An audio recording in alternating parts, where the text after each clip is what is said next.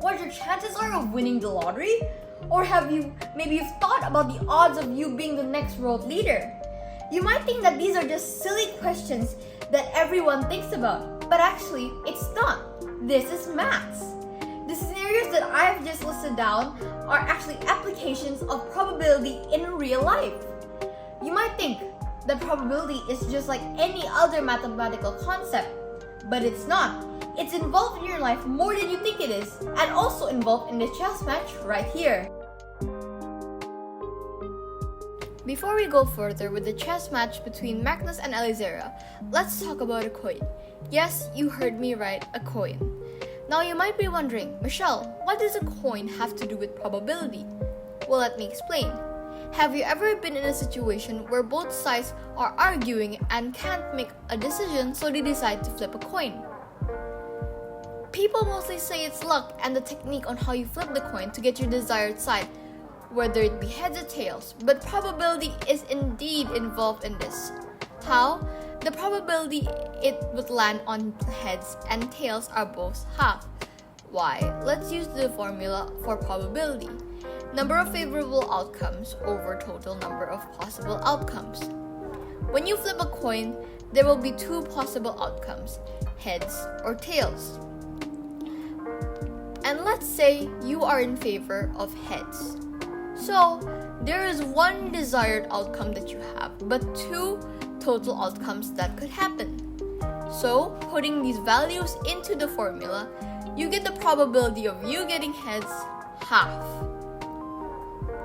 It also works the same with the dice. When you thought it was completely luck that your opponents got big numbers like 6 or 5, well, in fact, it was also the probability. The probability of you landing a 1 and the probability of you landing a 6 is the same. Yes, luck isn't on our side in most cases. Probability is also involved in a lot of other stuff without you even realizing it. Probability is involved in things like weather forecasts, strategies for gaming and sports, insurance, online shopping, online games, determining your blood groups, and analyzing political strategies. There's still so much other things that probability is involved in, but this is just a few of them. With us knowing the basics of probability, let's go back to the chess game between Magnus and Alizera and find the probability of each of them winning and seeing who wins in the end. This chess match between Magnus Carlsen and Alizera Firouzja in the World Rapid 2021, it was a much anticipated match due to the two players being rated top 1 and top 2 in chess.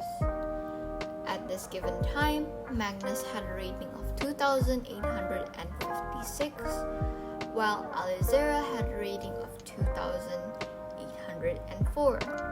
Chess rating works pretty much the same with other games.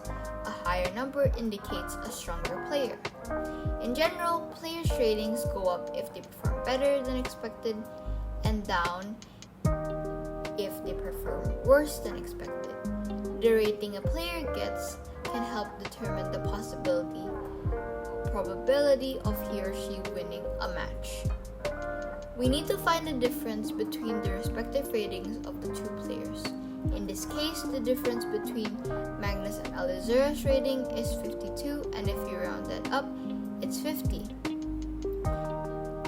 Right now, I am displaying a table on the screen which shows the probability of a player winning based on the rating difference of the two players.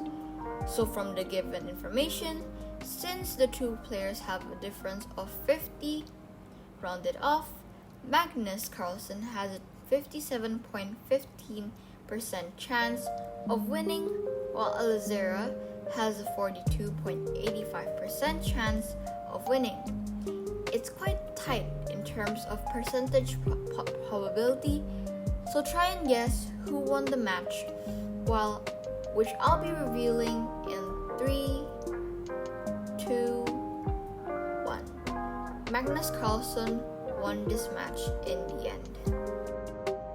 Probability is all around us, and it does influence our lives every day. We should not ignore analyzing small probabilities. They seem insignificant, but the oversight these may deprive us of our happy ending. A wise man once told me, life is probability and probability is life.